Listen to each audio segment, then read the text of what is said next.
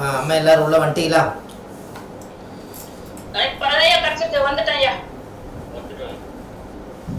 அது இன்னொரு 1/4 மணி நேரம் எடுத்துகிட்டு முடிச்சுக்கலாங்க. மணி 9:55 ஆச்சு. அது கொஞ்சம் இந்த ஒரு வருஷம் இந்த ஒரு வாரம் மட்டும் அந்த நெட்டு 3/4 மணி நேரத்துக்கு ஒருக்கா மாறுதுங்க. அது வந்து புதுசாக இப்போ நெட்டு மாற்றிருக்கனால அப்படி இருக்கு.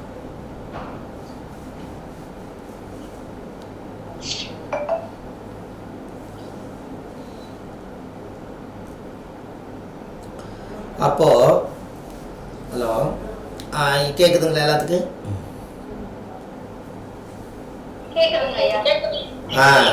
இந்த ஒரு ஜாதகத்தில் என்னென்ன தொழில்கள் எல்லாம் இவங்களுக்கு சப்போர்ட் ஆகுங்கிறத இதை நீங்கள் தெரிஞ்சுக்கிறீங்க. இப்போது அவங்களுக்கு புதன் திசை தான், ஆனால் சந்திர புத்தி நடக்கிறனால சந்திரன் வந்து குரு வீட்டில் இருக்கிறனால கரெக்டாக மாட்டி விட்டுருச்சு. அப்போ இதுலேருந்து என்ன தெரியுது, அவங்கள வந்து ஒரு வழியாக கர்மாவை வந்து இவங்க அனுபவிக்கிறாங்க. அப்போ இது காரணமே அடுத்த செவ்வாய் புத்தியில் நல்லா இருக்குமான்னு கேட்டாங்க. அது முடக்கு புத்தி, அது எப்படி நல்லா இருக்கும்? 4-9 அதிபதியுடைய புத்தி. அப்பா அம்மா என்ன கர்ம வினையை செஞ்சாங்களோ அதை பூராமே இந்த அம்மா அனுபவிக்க வேண்டிய காலம். அப்போது எந்த திசை எப்பவுமே ஒரு கணக்கு வச்சுக்கோங்க. முடக்கு திசை யாருக்கு வருதோ அந்த திசையில் ரொம்ப ஜாக்கிரதையாக இருக்கணும். முடக்கு புத்தி யாருக்கு வருதோ அதில் ரொம்ப ஜாக்கிரதையாக இருக்கணும். 1. 2வது, சூரியன் என்ற நட்சத்திரம் யார் முடக்கோ அவங்கள நீங்கள் பக்கத்தில் வச்சுருந்தீங்கன்னா நீங்கள் முடங்கிடுவீங்க. எப்படி அம்மா புரியுதா உங்களுக்கு? அம்மா புரியுதா? சூரியன் என்ற நட்சத்திரம் தான் முடக்கு. சூரியன் என்ற நட்சத்திரம் தான் முடக்கு. இந்த அம்மாவுக்கு சூரியன் என்ற நட்சத்திரம் பூர நட்சத்திரம். இவங்க வீட்டுக்காரும் பூர நட்சத்திரம். இப்ப சொல்லுங்க,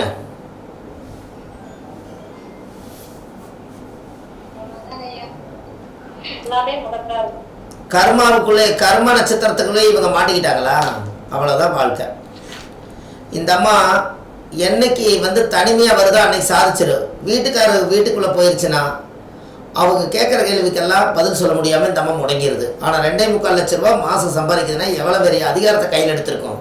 ஆனால் வீட்டுக்குள்ளே போய் வீட்டுக்காரை கண்டோடனே அப்படியே பூனையாட்ட ஆயிரும். காரணம் என்னென்னா, இந்த அம்மா நிற்கிற முடக்கு நட்சத்திரத்தவே இவர் வீட்டுக்காராக இவங்க ஏற்றுக்கிட்டதுனால அனைத்து திறமைகளும் எல்லாமே முடங்கி போச்சு. அதனால நீங்களுமே உங்கள் ஜாதகத்தில் சூரியன் என்ற நட்சத்திரம் யாரோ அவங்கள நீங்கள் பக்கத்தில் வச்சுருந்தீங்கன்னா அதுதான் முடக்கு நட்சத்திரம். நீங்கள் பக்கத்தில் வச்சுருந்தா அது அவங்க முடங்கிடுவாங்க, நம்மளை முடக்கிடுவாங்க அவங்க. இந்த ரகசியம் உங்களுக்கு கிடைச்சிருச்சு இல்லையா இன்னைக்கு?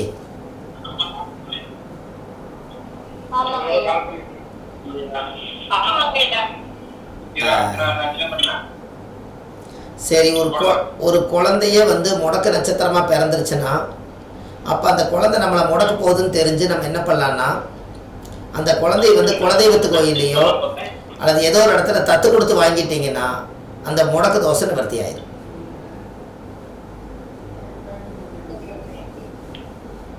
அந்த குழந்தைய நீங்கள் தத்து கொடுத்து வாங்கணும். ஏன் அப்படின்னா அந்த குழந்தையா இருந்தா பரவாயில்லைங்க. வீட்டுக்காரரே வந்து நம்பர் வந்து இந்த இது வந்து வந்துச்சுன்னா என்ன பண்றதுங்க? முடக்குறாங்க. அதுதான் கர்மாங்க. அதான் கர்மா. அதான் அனுபவிக்கிறாங்களே முடக்கு நட்சத்திரம். அப்படி ஒரு பிறப்பி வாங்கி இருந்தா அந்த கர்மா அவங்க கீழே போறத நம்ம முடக்கு. அவங்க இந்த அம்மானால ஒன்றும் பண்ண முடியல பாருங்க. 4 இட்லி இருந்தா போதும், ஒரு நேரம் சாப்பிட்டுக்கலாம். 2.25 லட்ச ரூபா மாசம் சம்பாதிக்குது. ஆனால் இந்த அம்மானால அனுபவிக்க முடியலையே. இதான் கர்மா. இப்படி இருக்கிறவங்க எல்லாம் என்னன்னா, அம்மா இந்த முடக்கு நட்சத்திரத்துக்கு ஒண்ணே என்னன்னா, அந்த முடக்கு நட்சத்திர கோயிலுக்கு இவங்க போயிட்டு வந்தாங்கன்னா அவரும் நல்லா இருப்பாரு, இவங்களும் நல்லா இருப்பாங்க.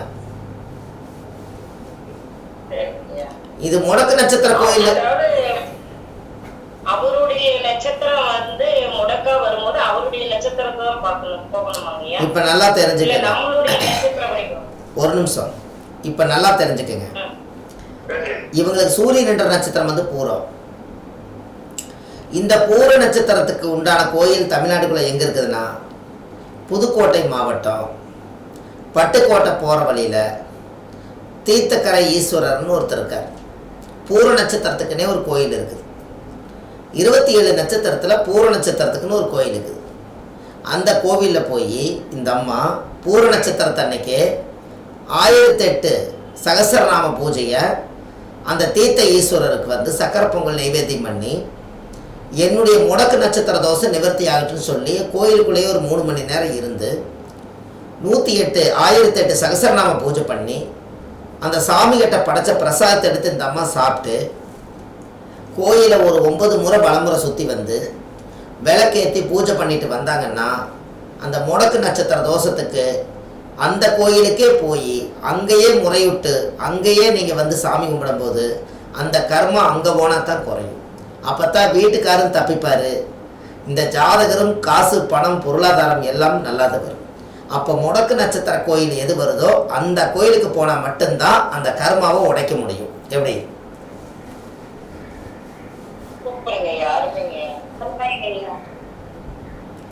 இந்த இத்தச்சோடு கர்மாவை நீங்க வேற யாரால இது நடக்க முடியுமா சொல்லுங்க?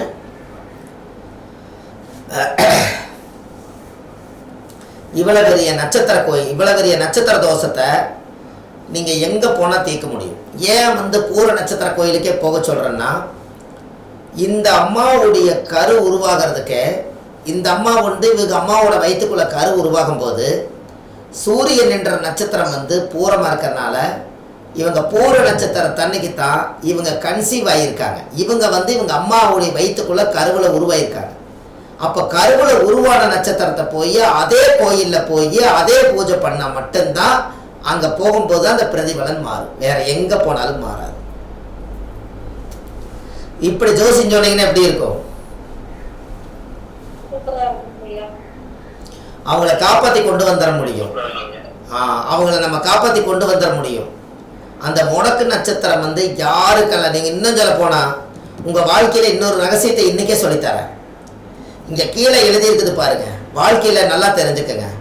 லக்னம் வந்து மக நட்சத்திரத்தில் இருக்குது, சூரியன் பூர நட்சத்திரத்தில் இருக்குது, சந்திர சுவாதி, செவ்வாய் அனுசம், புதன் உத்தரம், குரு ஆயிலியம், சுக்கிர மகம், சனி ரேவதி, ராகு அஸ்வினி, கேது சுவாதி, மாந்தி பூசம். இந்த வாழ்க்கையிலேயே நீங்கள் 120 வருஷம் வாழ்றதுக்கு வரம் வாங்கிட்டு வந்திருக்கீங்க. இந்த 9 கிரகமும் லக்னம் பிறந்த நட்சத்திரமும் மாந்தி பிறந்த நட்சத்திரமும் இந்த 11 நட்சத்திர கோயிலுக்கு நீங்கள் போயிட்டு வந்தீங்கன்னா உங்கள் ஜாதக சும்மா அசுர வளர்ச்சிக்கு நீங்கள் போயிடுவீங்க. எப்படி?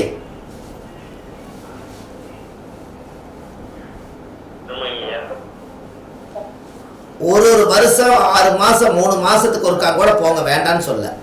ஆனால் நீங்கள் வாங்கி வந்த சாரம் பார்க்காத கிரகம் சோரம் போகும்னு நீங்கள் தான் சொல்கிறீங்க.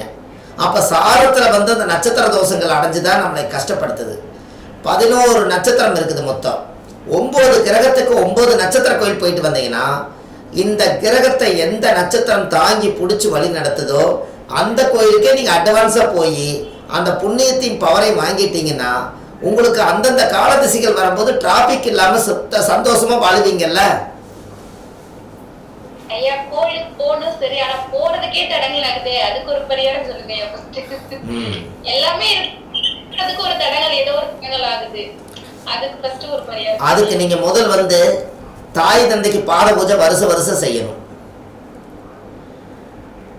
தாய் தந்தைக்கு வருஷம் பாத பூஜை பண்ணணும். இல்ல நம்ம தாய் தந்தை இல்லைன்னா தாய் தந்தையை யாராவது ஒருத்தர் பெரியவங்களுக்கு எடுத்து பாத பூஜை பண்ணணும். குலதெய்வம் கோயிலில் போய் 11 ரூபாயும் வெத்தலை வாக்கும் வச்சு பாதத்தில் வச்சு சாயம் விட்டு வரணும். இந்த ரெண்டும் பண்ணிட்டீங்கன்னா உங்களுக்கு அந்த தடை நீங்கிரும். அதுக்கப்புறம் கர்மா கோயில் போயிட்டு வாங்க. நீங்க கோயிலுக்கு போறதுக்கு தடை நீங்குதுன்னா கோயில் எத்தனை மடங்கு சொல்லுங்க?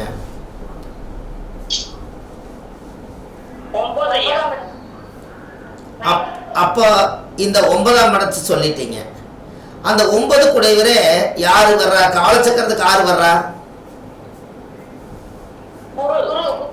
சரி சரி, இன்னொரு வீடு இருக்குது, அது எந்த வீடு? மீனம் வந்து காலச்சக்கரத்துக்கு பாதம். அப்ப அப்பாவுக்கு பாத பூஜை பண்ணா 9ஆம் மட கோயில் வழி விட்டுருங்கிறது கான்செப்ட் பரிகாரம், ஆதிகால பரிகாரம் அதுக்குள்ள இருக்க இல்லையா? சூப்பர் ஐயா. 9ஆம் மட கோயில்னு சொல்லிட்டீங்க. 9ஆம் மட அப்பா. இன்னொரு வீடு வந்து மீனம் வந்து பாதம்.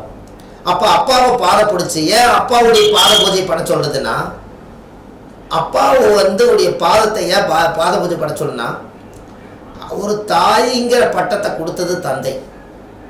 ஏன் அப்படின்னா, அப்பாவோட உயிர் கரு போய் அம்மாவோட கற்பப்பையில வைக்காம நம்ம இந்த உலகத்தில் பிறந்திருக்க மாட்டோம். அதனால சூரியன் என்பது ஆத்மா. ஒரு ஆத்மாவை உருவாக்குறதும் ஒரு உயிரை கொடுக்கறதும் அது தந்தை ஸ்தானத்தில் தான் இருக்கு.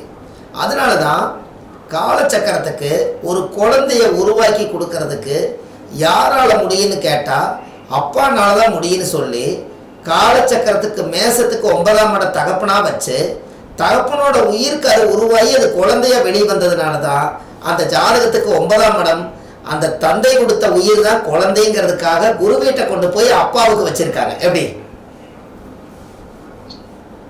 சூப்பர் ஐயா, சூப்பர்.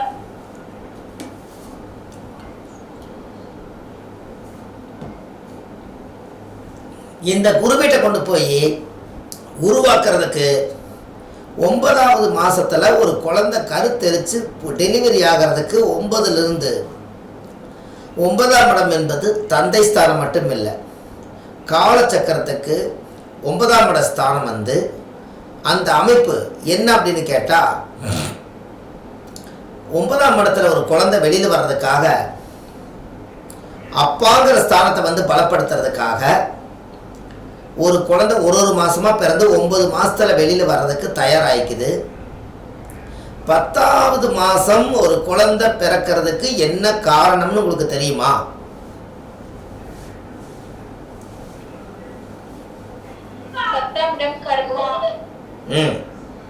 சொல்லுங்க.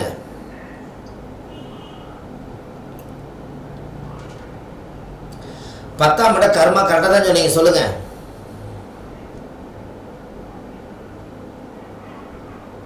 நம்மளுடைய கர்மாவை வழியா நம்ம வரதுக்காக தான் அந்த 10வது மாசம் நம்ம கர்மா வாங்கி வரதுக்காக. ஓகே, கரெக்ட் தான். அதாவது எதுக்காக இந்த கர்மா வந்துச்சுன்னா, 9 மாசத்துல ஒரு குழந்தை வெளியில வரலாம் வருது. இப்போ வருது 9ஆம் இடம் என்பது அப்பா வந்து நீ அப்பா ஆக போறேங்கிறதுக்காக ஒரு குழந்தை வெளியில வந்து உருவாக்கினவரவே அப்பான்னு கூப்பிடுறதுக்கு 9 கரெக்டு. இந்த 10வது மாசத்தை எதற்காக கொண்டு போய் 10 மாசம் கரமிச்சு அந்த குழந்தை பரிபூர்ணமா வெளியில வந்தே தீருங்கிறது எதுக்குன்னு கேட்டீங்கன்னா, அப்பா தான் உருவாக்குனாரு. இந்த குழந்தை ஜனனமாச்சு. அந்த ஜனனமாயி அப்பாவுக்கு 12ஆம் இடம் காலச்சக்கரத்துக்கு 12, காலச்சக்கரத்துக்கு 9ஆம் இடம் தகப்பன், தகப்பனுக்கு தனுசுக்கு 12, அது விருச்சிக வீடு, அது காலச்சக்கரத்துக்கு 8, 8 என்பது மரணம். அதனால 9வது மாசத்துல இருந்து 10வது மாசம் ஒரு குழந்தை வெளியில வந்துட்டால் அப்பனுக்கு கொல்லி போடுறதுக்காக ஒரு வாரிசு வேணுங்கிறதுக்காக அந்த காலத்துல 9ன்னு வச்சாங்க. அதுதான் பாயிண்ட். எப்படி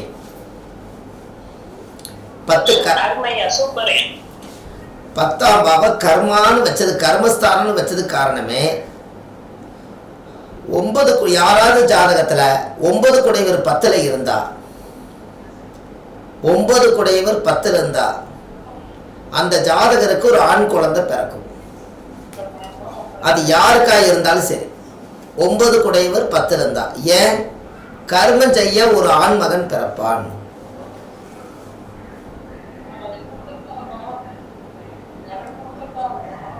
அப்போ 9ஆம் இடம் என்பது தகப்பஸ்தானம். 9 குடைவர் 10 இருந்தா தகப்பனுக்கு கர்மஸ்தானம் வந்து 10. அதனாலதான் 9 தர்மம் 10 கர்மன்னு ஏன் வச்சாங்கன்னா, அப்பனுக்கு கொல்லி போட ஒரு மகன் பிறப்பாங்கிறதா கர்மஸ்தானம் வச்சாங்க. அப்போ இந்த ஜாதகருக்கு அந்த காலத்துல கர்மஸ்தானம்னு வச்சது காரணமே, அந்த காலத்துல வாரிசு இல்லைன்னா கொல்லி போடுறதுக்கு சொத்து இல்லாமல் போயிருங்கிறக்காக, வாரிசுகள் வந்து வேணுங்கிறக்காக 9 குடைவருக்கு அடுத்தது 10ன்னு வச்சது காரணமே.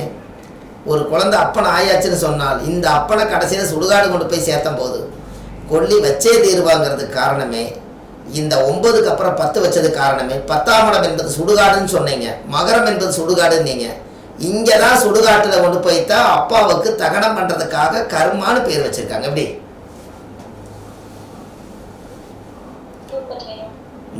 காலச்சக்கரத்தை இப்படி எல்லாம் பிரித்து பார்த்தா இவ்வளவு ரகசியங்கள் உள்ள இருக்குதா இல்லையா? சொல்லுங்க.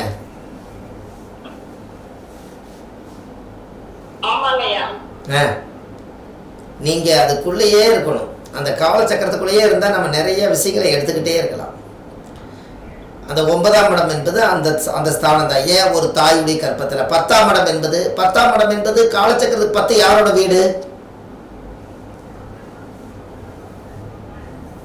சனி வீடு. அதுல என்ன நட்சத்திரம் இருக்குதுங்க?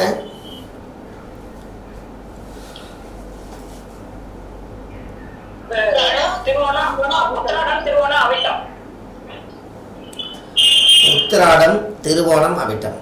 அப்போ ஓகே, அப்போ அந்த ஜாதகத்துல திருவோண நட்சத்திரம் வந்து யாருடைய நட்சத்திரம் சொல்லுங்க?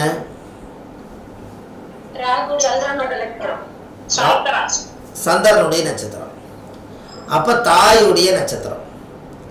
அப்போ சந்திர திசை எத்தனை வருஷம்? 10 வருஷம். சரி, காலச்சக்கரத்துக்கு அது எத்தனை மாசம்? 10. அப்ப 10 மாசம் அந்த இடத்துக்கு பரிபூர்ணம் வந்துட்டால் அந்த இடத்துல ஒரு குழந்தை தாயாக போறாங்கிறத 10வது மாசம் ஒரு குழந்தை வர்றதுக்காக அந்த காலத்திலே கொண்டு போய் திருவோண நட்சத்திரம் சந்திரனுக்கு தாயை கொண்டு போய் 10 மாசம் ஆகி நீ வெளியில வந்து தாய்ங்கிற பட்டம் வாங்குங்கிறக்காக முன்னோர்கள் அந்த காலத்துல கணிச்சு வச்சிருக்காங்க. எப்படி? சூப்பரையா. அந்த இடத்துல திருவோண நட்சத்திரத்தை ஏன் அங்க கொண்டு போய் வச்சிருக்கிறாங்கன்னா சந்திரனுடைய நட்சத்திரத்தை கொண்டு போய் 10வது ராசி கட்டத்துல போய் தாய்ங்கிற நட்சத்திரத்தை கொண்டு போய் கரெக்டாக வச்சிருக்காங்க. அதே இடத்துல உத்திராடம் மீதி 3 பாதம் இருக்கும். இந்த 3 பாதம் வந்து தந்தை உருவாக்குனது தான் தாய்ங்கிற பட்டம் கிடைச்சதுங்கிறக்காக அந்த இடத்துல உத்திராடத்தையும் திருவோணத்தையும் கொண்டு போய் 10வது மாசத்துல வச்சுதான் அதே வீட்டில் வந்து ஒரு ஜாதகத்துக்கு அவங்களோட பார்வை பட்ட உடனே நேர் 7ஆம் பார்வை எங்க நேரம் பார்க்கும்? மகரத்துலேருந்து. இவங்க 2 பேரும் சேர்ந்தோடனே 10ஆம் இடம்ங்கிறது 2 பேரும் சேர்ந்த உடனே நேர் 7ஆம் பார்வை அங்கிருந்து எந்த வீட்டை பார்க்கும்? டக்குனு சொல்லுங்க. கடகத்தை பார்க்கும். கடகம் வந்து கடகத்துல என்ன கிரக உச்சம்? குரு உச்சம். அதனால வந்து 10 மாசம் ஆனே குருங்கிற உச்சம் வந்து குழந்தை பிறந்துருது. அதைத்தான் அது சொல்ல வருது. எப்படி?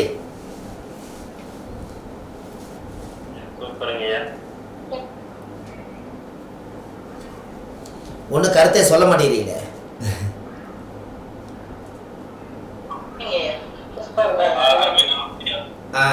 இதெல்லாம் காலச்சக்கரத்துக்குள்ள எப்படி இருக்குது பாத்தீங்களா? மகரம் என்பது 10வது வீடு.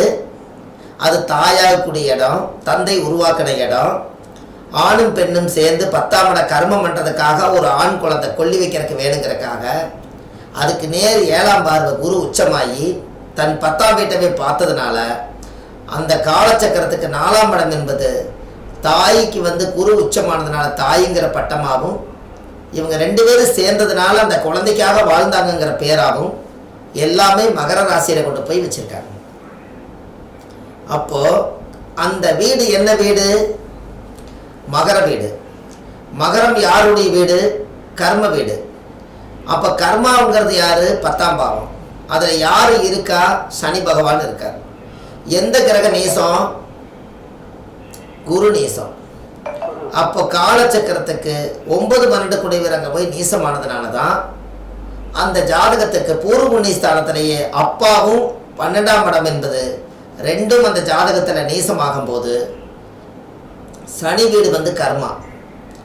இந்த சனி என்பது தோஷமான இடமா இருக்கிறதுனால அந்த இடத்துல எந்த கிரகமே போய் குடியிருக்க மாட்டேன்ட்டாங்க.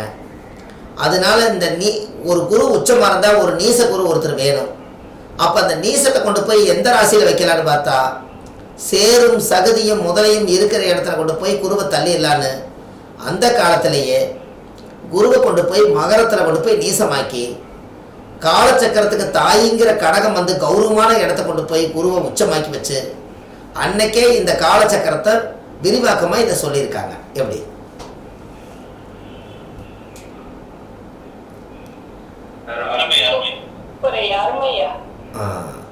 இந்த குருவை வேற எங்க கொண்டு போய் வச்சீங்கனாலும் நீசமான குருவை வேற எங்க கொண்டு போய் வச்சிங்கனாலும் சரியா வராது. கும்பத்துல கொண்டு போய் வச்சிங்கனாலும் குருவோட நட்சத்திரம் இருக்குது பூரட்டாதி, அப்ப நான் தான் அது ஆடு. தனுசுல கொண்டு போய் வைக்கலாமான்னு நினைச்சா இந்த குரு அவரோட சொந்த வீடு. மீனத்துல கொண்டு போய் வைக்கலாம்னு பார்த்தாலும் மீனத்துல கொண்டு போய் வைக்கலாமான்னு பார்த்தாலும் அது அது அதை விட ஆட்சி வீடு. அப்ப இந்த குரு எல்லா இடத்துலயும் பலமாயிருவாரு. அப்போ குருங்கிற ஒருத்தர் நீசம் ஆகணும்னா அப்போ சனி என்பது மகர வீடா இருக்கிறதுனால கர்மம் பண்றதுக்கு ஒரு வாரிசை உருவாக்கி விட்டுட்டா வாரிசு சொத்து உயிர் சொத்தா மாறுங்கிறக்காக வேற வழி இல்லை. அதனால காலச்சக்கரத்துக்கு சரியான இடம் மகரத்துல தான் குரு நீசமாகிறார். எப்படி?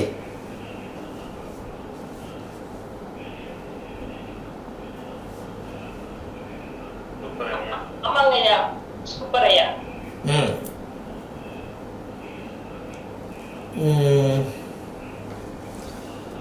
இந்த அந்த 10ஆம் இடம் என்பது அந்த குழந்தை வெளியில வர்றதுக்காக அந்த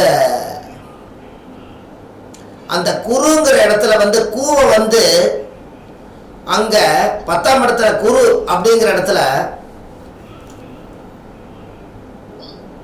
அந்த கூவை காவா மாத்துனீங்கன்னா என்னவா வரும்? அதனால அந்த கரு வந்து வெளியில வருது, அதுதான் 10. அதனாலதான் குரு நீசம். குழந்தை வயிற்றுக்குள்ள தங்காம வெளியே வந்தே தேரணும். எப்படி?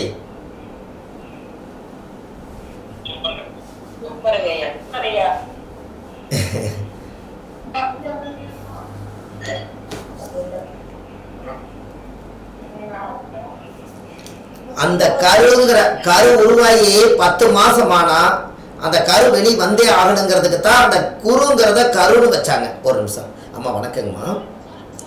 இதுங்கம்மா, இல்லைம்மா ஜோதிட வகுப்பு கிளாஸுங்கம்மா, திங்கக்கிழமையான போகுங்க. இல்லை அப்படியெல்லாம் ஒன்றும் இல்லைங்கம்மா. நான் உங்களுக்கு வந்து நம்பர் எல்லாமே காலையில் மெசேஜ் பண்ணி விட்றேங்கம்மா, ஒரு 7 மணிக்கெல்லாம். ஓ ஆமாம்மாங்க, அந்த அந்த அந்த ஊருக்கு பாதி ராத்திரி.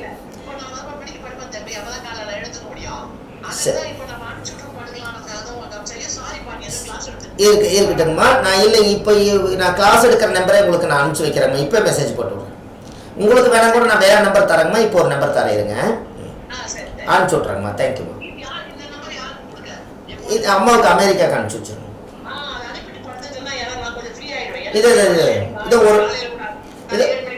இதை ஒரு நிமிஷத்தில் அனுப்பிச்சிடுறேங்க. தேங்க்யூ.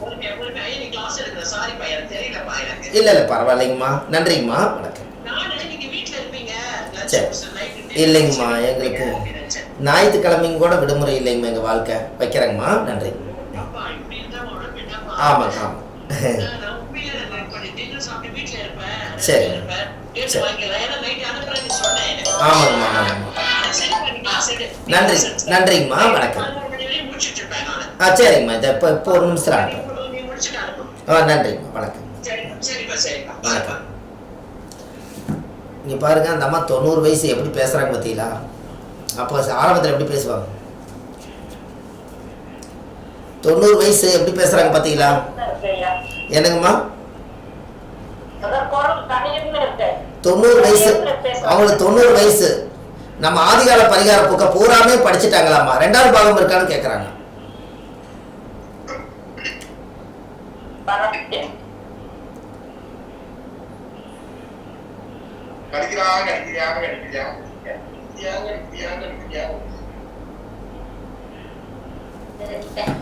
அப்போ குரு குரு அப்படின்னு சொல்லிட்டு இருந்தீங்க.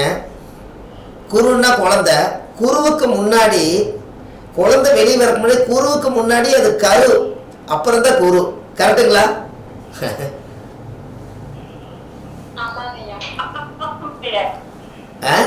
குரு இன்னைக்கு சொல்லிக்கலாம், ஆனா 10 மாசத்துக்கு முன்னாடி அது கரு, 10 மாசத்துக்கு அப்புறம் அது குரு. அப்படித்தாங்களா இல்ல மாறி வருதா?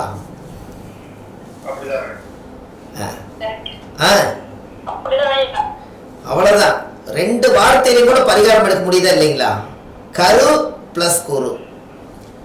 அந்த கரு உருவானதான் குருவுக்கு மரியாதை. அப்போ எனக்கு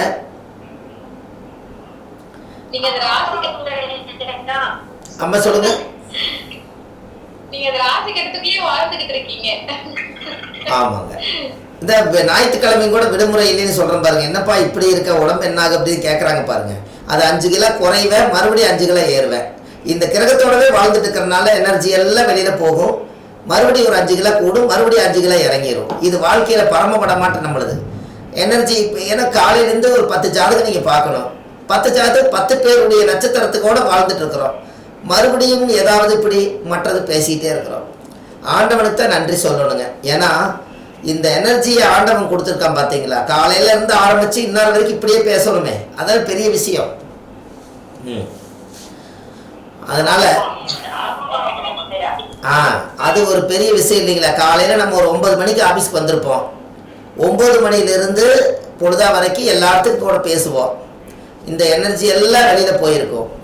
இப்போ எக்ஸ்ட்ரா நம்ம கிளாஸ் எடுக்கும்போது இன்னும் கொஞ்சம் சேர்த்து பேச வேண்டியதாகவும் இருக்கும். அப்போ கிட்டத்தட்ட நான் ஸ்டாப்பாக ஒரு 8, 9, 10 மணி நேரம் அந்த எனர்ஜியோடு தாங்கி நம்ம பேசுனா அது கடவுளுக்கு தான் நம்ம நன்றி சொல்லணும். அதனால தான் கற்றோருக்கு சென்ற இடமெல்லாம் சிறப்புன்னு சொன்னாங்க. அப்போ கற்றோருக்கு சென்ற இடமெல்லாம் சிறப்புன்னா நம்ம கற்றுக்கிட்ட வித்தையெல்லாம் எங்கே இருக்குதுன்னு கேட்டிங்கன்னா நம்மளோட மூளைக்குள்ளேயும் ஞானத்துக்குள்ளேயும் தான் இருக்குது. அதை கீ கொடுத்துட்டோம்னா அது பாட்டுக்கு பேசிக்கிட்டே இருக்குது. நம்ம புக்கை பார்த்தா சொல்லிக்கிட்டு இருக்கோம் வந்திருக்கோம், அது எல்லாமே ஒரு காலத்தில் படித்த விஷயத்தை ஞானத்தோடு சொல்கிறோம். அதனால தான் காலையில் இருந்து பொழுதா வரைக்கும் கிரகங்களோடவே நாம் பேசிக்கிட்டு இருக்கும்போது கிரகம் நம்மளோட பேசுது. கிரகமும் நானும் சேர்ந்து வந்த ஜோசியர் ஜாதகம் பார்க்க வந்தவங்களுக்கு பேசுகிறோம். கிரகம் எங்கூட பேசுது, நான் அவங்களோட பேசுகிறேன். கிரகமும் நானும் சேர்ந்து வந்த கிளைண்ட்டுகளோட பேசுகிறோம். அப்படி ஆகிப்போச்சா இல்லைங்களா வாழ்க்கை.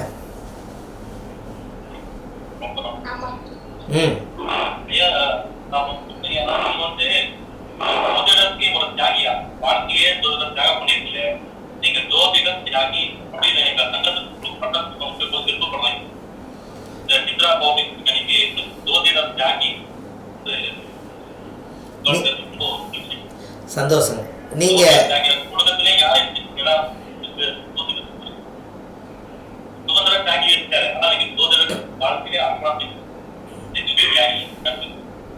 நீங்க சந்தோஷங்க. அதாவது திருச்செங்கோட்டில் 10 வருஷம் 8 வருஷம் கொரோனா வரக்கு முன்னாடியே நீங்கள் நம்ம விசிட்டிங் கார்டு, நம்மளோட விஞ்ஞான ஜோதிட ஆலோசனை மையம் எங்கெல்லாம் பேசுகிறோமோ எங்கெல்லாம் நம்மளோடது பார்த்தீங்கன்னா பிரசன்ன ஜோதிட ஞானி டாக்டர் சுபமாரிமுத்து தான் வச்சுருப்பேன். ஜோதிட ஞானின்னு 10 வருஷத்துக்கு முன்னாடி ரெஜிஸ்ட்ரேஷன் பண்ணினேன். எதுக்குன்னு கேட்டிங்கன்னா ஜோதிட ஞானின்னு ஒரு நம்ம எழுதி பட்டம் வாங்கிட்டோம்னா அந்த ஞானியாக இருந்து ஏதாவது ஒரு புத்தகத்தை எழுதிடணுங்கிறதுக்காக அந்த ஜோதிட ஞானின்னு வச்சங்காட்டி தான் நீங்கள் அவ்வளோ பெரிய புக்கிலேயே ஜோதிட ஞானி சுபமாரிமுத்து தான் ஆதிகால பரிகார புக்கில் இருக்குது. அப்போ 10 வருஷத்துக்கு முன்னாடியே நம்ம அதை ஏன் உருவாக்கணும்னா அது விதைச்சாத்தான் அது முளைக்கும். என்றைக்குமே ஒரு கணக்கு வச்சுக்கோங்க, வாயில் சொல்கிறது எதுவுமே நடக்காது, நம்ம செயல்பாட்டு கொண்டு வரணும்.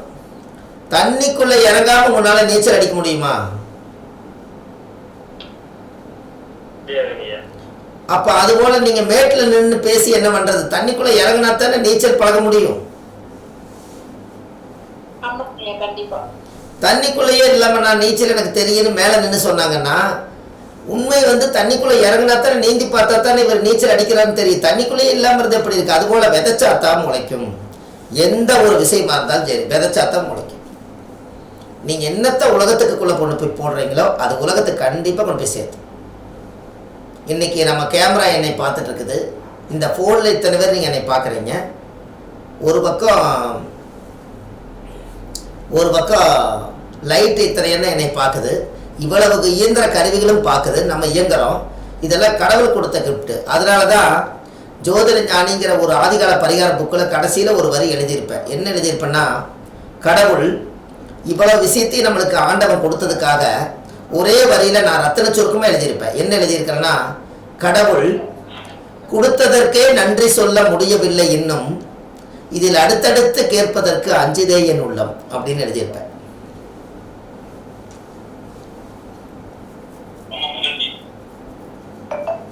இப்போ புரியுதுங்களா? அதனால நீங்களும் இந்த ஜோதிடத்தில் ஒரு நாளைக்கு உங்களுக்கு என்ன சொல்லி கொடுக்க போகிறேன்னா, ஆதிகால பரிகாரத்தோட காலச்சக்கரத்தினுடைய ரகசியத்தையும், ஆதிகால பரிகாரம் 1700 பரிகாரத்தையும், அது இல்லாமல் தாம்பூல பிரசன்னம் எப்படி பார்ப்பது, சோழி பிரசனம் எப்படி பார்ப்பது, அஷ்டமங்கல பிரசனம் எப்படி பார்ப்பது, ஜோதிடத்தினுடைய 9 திசைக்கு 981 திசாபுத்திக்கு என்ன பலன் எப்படி எடுப்பது, ஜாமகோல் பிரசன்னம் எப்படி பார்ப்பது, சகனம் வணிசகன பிரசனம் எப்படி பார்ப்பது, எல்லாமே நாம் கிளாஸ் ஆரம்பித்ததுலேருந்து நாம் இதை பூராமே சொல்லிக் கொடுக்கலான்ட்டு இருக்கேன். இதில் நீங்கள் எத்தனை பேர் நீங்கள் இதுக்குள்ளே சேரோன்னு நினைக்கிறீங்களோ அவங்க எல்லாரும் தவறாமல் நீங்கள் இந்த கிளாஸ்க்குள்ளே வந்துடுங்க. நாளைக்கு காசி பயணத்துக்கு நாங்கள் கிளம்புறோம். காசி போயிட்டு வந்துட்டு இந்த வடிகட்டி 1 வருஷம் கடைசி வரைக்கும் நான் உங்களோடு பயணிக்கிறேன். உங்களுடைய திறமைகள் எல்லாம் எனக்கு வேண்டும். இந்த ஜோதிடத்தில் இருக்கக்கூடிய நுட்பங்கள் எல்லாம் நீங்கள் சொல்கிற மாதிரி நான் சொல்லணும் அப்படின்னு நீங்கள் நினச்சால் நீங்கள் இந்த குழுவில் நீங்கள் பயணிக்கலாம். இதில் ஒருத்தரும் கூட இடையில வெளியில் போயிடாதீங்க. அது முடிவெடுத்துக்கங்க, தெளிவாக ஒரு முடிவெடுத்துருங்க. அது உங்களுக்கு ரொம்ப புண்ணியமாக போயிடும். ஏன் அப்படின்னு கேட்டால், நம்ம இவ்வளவு தூரம் காசு பணத்துக்கு ஒரு நாளும் நம்ம அதுக்காக எடுத்துக்கவே மாட்டோம். நம்மக்கிட்ட இருக்கிறவங்க நல்லா 1 வருஷம் படித்து இந்த ஆதிகால பரிகார சான்றிதழை பதிவு எண் போட்டு, அரசு பதிவு எண் போட்டு, நீங்கள்லாம் ஆதிகால பரிகாரம் எல்லாரும் 10 கிளாஸ் படிப்பாங்க. ஒரு சில பேர் 20 கிளாஸ் படிப்பாங்க. ஒரு சில பேர் ஒரு நாள் கிளாஸ் படிப்பாங்க. நம்மளோட வகுப்பு எவ்வளோ போட்டிருக்கிறோம்னா, அவங்கக்கிட்ட ஒரு விஷயம் இருந்தால், ஒரு 10 கிளாஸ் நடத்துகிற அளவுக்கு விஷயம் இருந்தால், அந்த 10 கிளாஸும் சேர்ந்து 1.5 மணி நேரம் எடுத்தால் கிட்டத்தட்ட ஒரு 15 மணி நேரம் வரும். இந்த 15 மணி நேரத்துக்குள்ளே 10 கிளாஸை நீங்கள் எடுத்துட்டு, இவ்வளவு தான், இதுக்கு மேலே நீங்கள் படிச்சுக்கோங்க, உங்கள் அறிவு கொண்டு வாழ்ந்துக்குன்னு சொல்லாமல் 1 வருஷ காலம் ஒரு பயிற்சி மாதிரி எடுத்து எல்லா துறையிலும் நீங்கள் ஈடுபட்டு வரணும். சோழி பிரசனம்னாலும் உங்களுக்கு தெரிஞ்சிருக்கணும், தாம்பூல பிரசனம்னாலும் உங்களுக்கு தெரிஞ்சிருக்கணும், அஷ்டமங்கல பிரசனம்னாலும் கோவில் பிரசனாலும் உங்களுக்கு தெரிஞ்சிருக்கணும், திருக்கணிதத்தில் ஜோதிடம் பார்க்குறதா இருந்தாலும் தெரிஞ்சிருக்கணும், ஆதிகால பரிகாரம்னாலும் தெரிஞ்சிருக்கணும், ஒரு தாய் தந்தையுடைய வழிசகனமாக இருந்தாலும் தெரிஞ்சிருக்கணும், இந்த ஜோதிடம் தோன்றி எங்கே போய் முடிவில் இருக்குதுங்கிறதையும் தெரிஞ்சுக்கணும், இந்த உலகத்தில் ஆன்மீகத்தை பற்றி தெரிஞ்சுக்கணும், ஞானிகளாட்ட சித்தர்கள் முனிவர்களை பற்றி தெரிஞ்சுக்கணும். இத்தனையும் முடிச்சு கொடுக்கும்போது கண்டிப்பாக ஒரு சப்ஜெக்டாக எடுத்தால் கண்டிப்பாக உங்களுக்கு 1 ஆண்டு காலம் ஆகும். இதில் 13 கிளாஸ் நீங்கள் படிச்சிருக்கீங்க. அப்போ 3 3 மாதம் படிச்சிருக்கீங்க. இன்னும் மீதி 9 மாதம் இருக்குது. இந்த 9 மாதம் வாரம் நீங்கள் படிச்சுக்கிட்டே வந்தால் கண்டிப்பாக நீங்கள் நீங்கள் ஆஃபீஸ் போட்டு ஜாதகம் பார்க்கும்போது எவ்வளோ பெரிய பயில்வான் வந்தாலும், எவ்வளோ பெரிய வீரர்கள் வந்தாலும், ஜோதிட ரீதியாக அவங்களுக்கு எல்லா விஷயத்தையும் நீங்கள் சொல்லி அவரை புரிய வச்சு அவரை காப்பாற்றி விட வேண்டியது நம்மளோட கடமையாக இருக்கும். அதுக்கு இந்த குழுவில் யாரும் இதிலேருந்து தேன் கூடு என்னைக்கு ஒற்றுமையாக இருக்கணும். களைஞ்சிட்டா மறுபடியும் சேருமான்னு தெரியாது. அதனால் இதில் நிறைய பேர் கொஞ்சம் வர முடியாத சூழ்நிலையில் இருக்கிறாங்க. சில பேர்த்துகளுக்கு ரெக்கார்டிங்கே போதும்னு நினச்சிட்டு இருக்கிறாங்க. அதனால் நம்ம யாரையும் கூப்பிட்டு தனிப்பட்ட முறையில் நம்ம பேசி பழக்கம் இல்லை. அதனால் நீங்கள் காசி போயிட்டு வந்தோடனே இந்த குழுவிலிருந்து நான் 12 மாதமும் பயணிக்கிறேன் அப்படின்னு சொல்லி, இந்த மீதி 9 மாதம் பயணிக்கிறேன்னு சொல்லி, நான் இது நீங்கள் எல்லாம் மெசேஜ் போட்டதெல்லாம் எடுத்துகிட்டு இந்த குழுவில் இருக்கிறவங்களுக்கு லிங்க் வராது. இன்னொரு ஃபோனில் நீங்கள் யாரெல்லாம் உள்ளே வர்றீங்களோ அவங்களுக்கு அடுத்த வாரத்தில் இருந்து காசி போயிட்டு வந்துட்டு 9 திசாபுத்திக்கு பலன் எடுத்து கொடுக்கறதும், முடக்கு தோஷத்தினுடைய ரகசியத்தை சொல்லி கொடுக்கறதும், திதிசூனிய யோகம் கரணத்தை பற்றி சொல்கிறதும், ஏட்டு ஜட்டு எல்லாமே 1 வருஷத்துக்குள்ளே படிச்சுக்கோங்க. அதுக்கப்புறம் நம்மளோட தமிழ்நாட்டுக்குள்ளே ஒரு 108 பேர் மட்டும்தான் நீங்கள் இருப்பீங்க. அனைத்தும் படித்து சகலகலா வல்லவனாக இருப்பீங்க. அதுக்கு நான் ரெடியாக இருக்கேன். நீங்கள் ரெடியாக இருந்தால் சரி.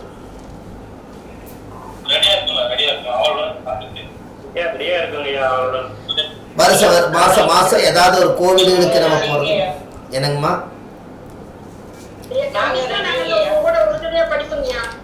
ஆமாங்க,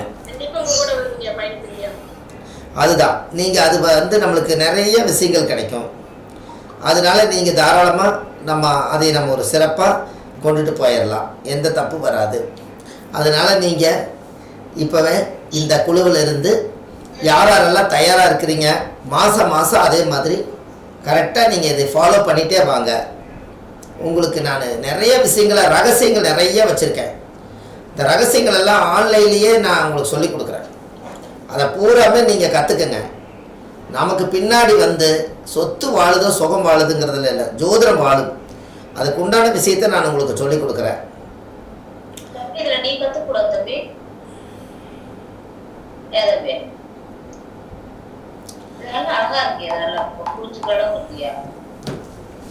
சரி, ரொம்ப சந்தோஷம்.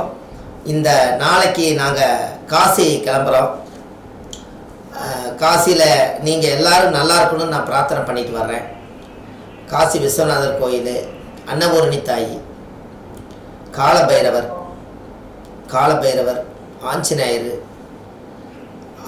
காசி விசாலாட்சி, அலகாபாத்தில் கங்கா யமுனா சரஸ்வதியுடைய நதியில் எல்லாம் பூஜை எல்லாம் முடித்து உங்களுக்கு எல்லாத்துக்கும் நம்ம ஒரு அர்ச்சனை பண்ணி பூஜை பண்ணி உங்களுக்கு எல்லாத்துக்கும் ஒரு ஆசீர்வாதம் பண்ணி அங்கேருந்தே நீங்கள் எல்லோரும் ஜோதிடத்தில் நல்லா வரணும்னு சொல்லி நான் பிரார்த்தனை பண்ணுறேன். நீங்கள் நல்லா வரணும், என்னுடைய நம்பிக்கை என்றைக்கு உங்களோட கடைசி வரைக்கும் இருக்குன்னு சொல்லி காசி பயணம் முடிஞ்சோடனே நம்ம கிளாஸ் ஆரம்பிச்சிடலாம். இந்த குரு நீங்கள் யாரோ கேட்டிருந்தாங்க, இந்த குரு பயிற்சி பற்றி நீங்கள் கொஞ்சம் சொல்லுங்க ஐயா. அதில் கொஞ்சம் ரகசியம் கொஞ்சம் நம்ம இந்த வருஷம் இந்த குருவினால் வந்து நம்மளுக்கு யாருக்கு நல்லது நடக்கும்னு சொன்னாங்க. ஆனால் சொல்கிறதுக்கு டைம் பத்தில் தான் இருந்தாலும் ஒரு ரெண்டு வாரத்தை நம்ம சொல்லுவோம். இந்த குரு பயிற்சி நம்ம இது வரைக்கும் எப்பவுமே ஜாதகப்படி குரு பயிற்சி, சனி பயிற்சி, ராகு பயிற்சி, ராசி வளர்ந்து எதுவுமே நம்ம வீடியோவில் போட்டிருக்க மாட்டோம். என்ன காரணம் அப்படின்னா, அதாவது உண்மையான கரண்ட் இல்லாதப்ப யூபிஎஸ் மாதிரி வருது. அதனால் இப்போது கரெக்டாக பாருங்கள், நீங்கள் யாராருக்கு வந்து குருவலன் ஒரு வருஷத்துக்கு இருக்குதா அப்படின்னு கேட்டால் நல்லா யோசிச்சு பாருங்கள். இப்போ குரு எந்த ராசிக்கு வர்றாரு? ரிஷப ராசிக்கு வர்றாரு. ஒரு வருஷத்துக்குள்ள ஒரு குருபலன் நடக்குங்கிறத விட கொஞ்சம் டெப்த்தாக உள்ளே போய் சொல்லுங்கள். கார்த்திகை நட்சத்திரத்தில் முதல் வந்து 4 மாதம் இருப்பார். அப்போ 5ஆம் பார்வை ரைட்டாக எங்கே வரும்? கரெக்டாக வந்து கண்ணியில் வரும். 7ஆம் பார்வை விருச்சிகத்துக்கு வரும். 9ஆம் பார்வை மகரத்துக்கு வரும். இதில் முதல் நட்சத்திரம் எது இருக்குதோ அவங்களுக்கு மட்டும்தான் 4 மாதம் குருபலன். கரெக்டா? 4, 8, 12 3 நட்சத்திரம் தான் இருக்குது. முன்னாங்க 12 மாதத்தில் அடுத்த குரு அடுத்த வீட்டுக்கு போயிடுவார். அப்போ கார்த்திகை நட்சத்திரத்தில் முதல்ல ஏறி உட்காந்துட்டாருன்னா ஜென்ம குரு யாருக்குன்னு கேட்டிங்கன்னா கார்த்திகை நட்சத்திரக்காருக்கு 4 மாதத்து ஜென்ம குரு. ஆனால் பார்வை குரு பார்த்தா கோடி புண்ணின்னு சொன்னீங்க பார்த்தீங்களா, அது 4 மாதத்துக்கு அஸ்த நட்சத்திரக்காரர்களுக்கும் அதுக்கு அடுத்தது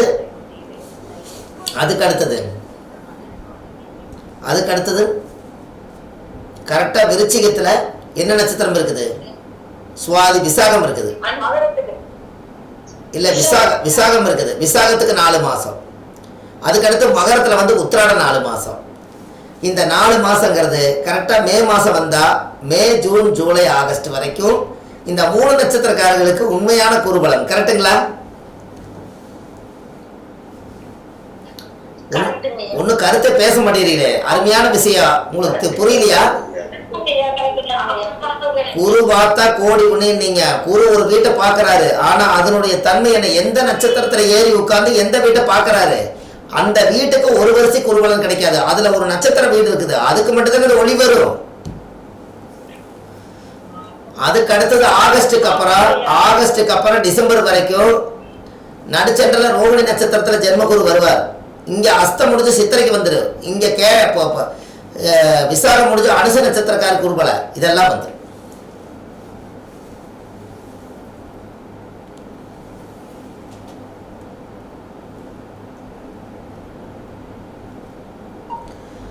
அனைவருக்கும் வணக்கம்.